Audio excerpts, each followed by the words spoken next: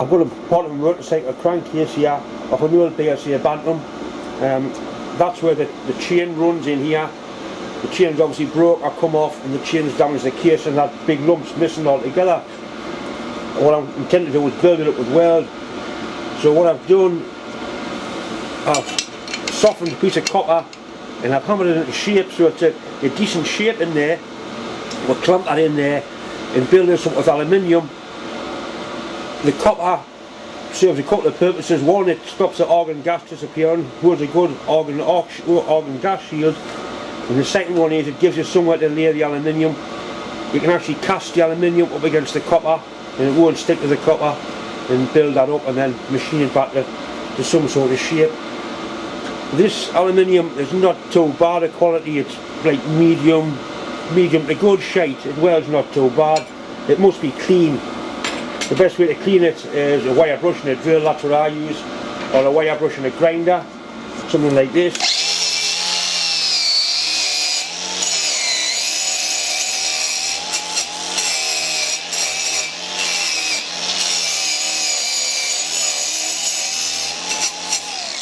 And then wash it with acetone. We'll get both sides nice and clean. This side as well.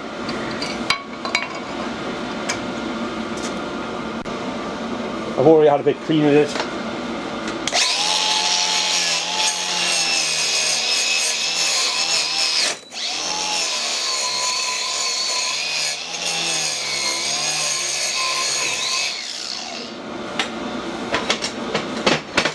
And the aluminium former is a decent fit in there. That's clamped in place, and then we'll weld it from the other side. I'm going to try and get some decent arc shots of the welding process. Right, you can see we've got the aluminium former clamped in place.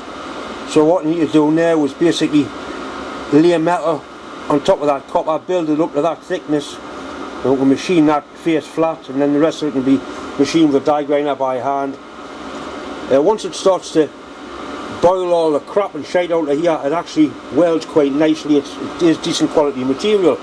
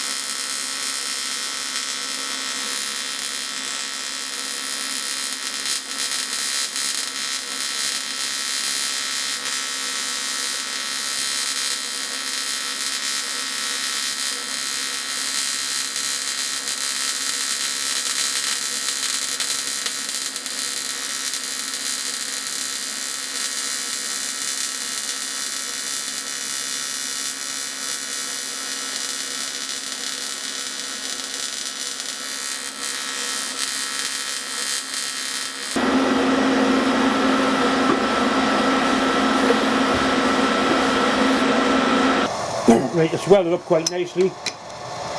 I'm just going to clean this one face up, the rest will be all done by hand. It's important that you put enough build up on. It's not so bad having to machine it off, and if you've got to go back in and put a little double weld somewhere, it's not good. The only place that's suspect is that corner there. But I think it'll be alright. Right, so we've got two of these and there's a big lump missing out there. All that's gone, and that bit there. Once again, it's probably a chain come off, it's caused all the damage. Anyway, that's got to be what I do. I'll make a copper backing piece to get into there, and then once again I'll put it that way up and just lay a weld on, just build it up. It's scrap anyway, so it's certainly worth a try. And these are becoming harder and harder to find now, as you can imagine. And we'll give it a go and see what happens. I did manage to repair the Triumph crankcases. I made a copper former that was clamped into there, like that. And I laid TIG weld on the back of it. Quite a decent thickness, so that's plenty there to machine and file away. This one wasn't quite as bad, but it was repaired in just the same way. That laid in the back, and then the weld was ran in and sort of cast up against that. As you can see, I had quite a decent weekend repairing all bits of British motorbike. Quite enjoyable. I quite like doing the work. It is time consuming, but you're doing something that has a fair chance to survive for a while. Nice build up on there. Plenty of materials to see, but you don't want to have to re-weld it. Make sure you put plenty on. I've got a simple enough job to do here. What I need to do is make some brass nuts like that. I mean, that nut looks like it's been hand filed. It's off a traction engine, so it's going to be old, probably 100-year-old. The thread looks like Whitworth. It normally is Whitworth. It's a 1/2 inch Whitworth. Tap the new one. Yep, so it's 1/2 inch Whitworth, so the thread's not a problem. You supplied this bit of hexi bar, which has obviously been used as a drift. You can see the end's been hammered over a bit, so I'm going to lose that bit anyway. He needs 8. The trouble is the parting tool's quite wide. I'll see how many I can get out of here. Simple enough job to drill it, tap it, chamfer one end, part it off, chamfer, part off, and just keep drilling and tapping as I go and use all the bar up. I quite like making parts like this for old traction engines and old cars, because it has a chance to last a bit of time. It's not going to get scrapped like some of the modern stuff I work on.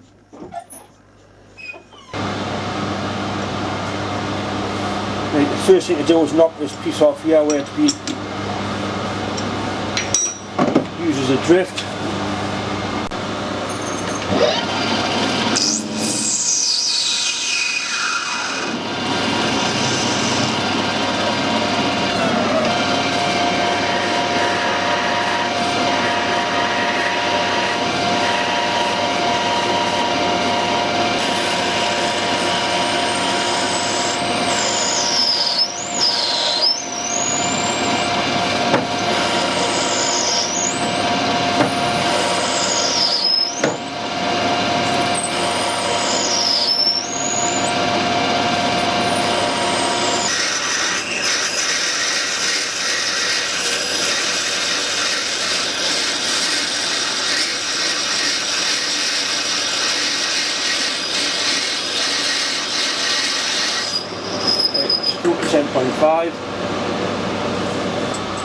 I'm using an ER32 chuck and a tailstock.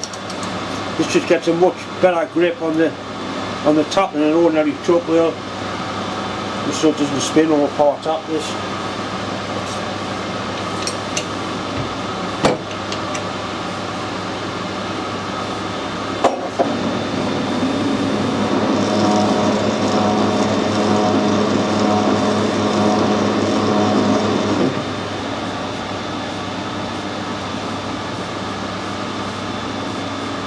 Threads nice and tight, just up, nice and tight for me.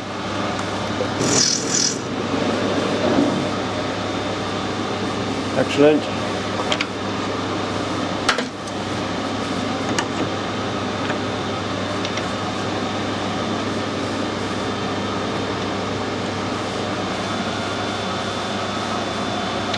$16mm.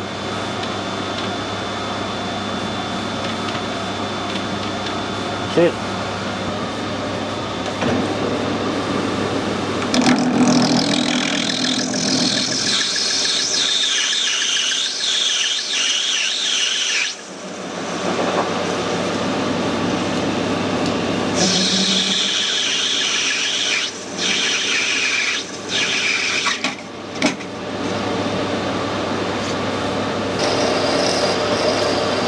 Cool about drills, I'm making light work of the brass as you would expect.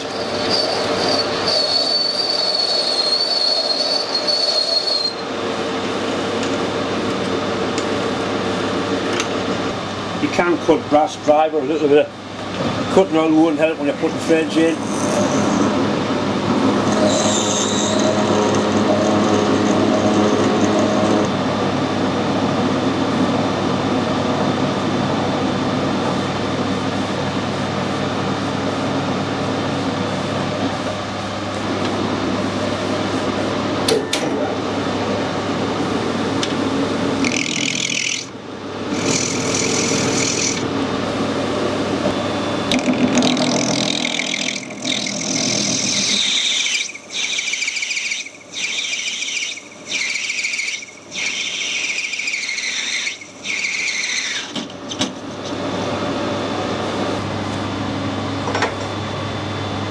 I just want to take the little rag off the inside edge where we're parted off.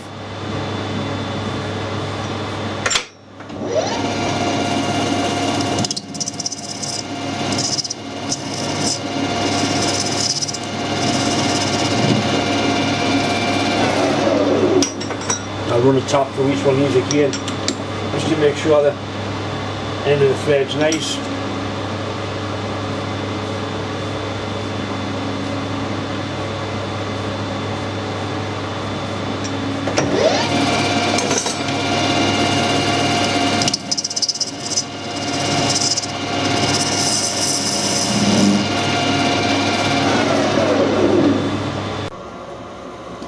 Right, that's them done. I don't like production work, I think 8's enough. Any more than that you need a CNC here to make them. And you've got a nice fit, nice and tight.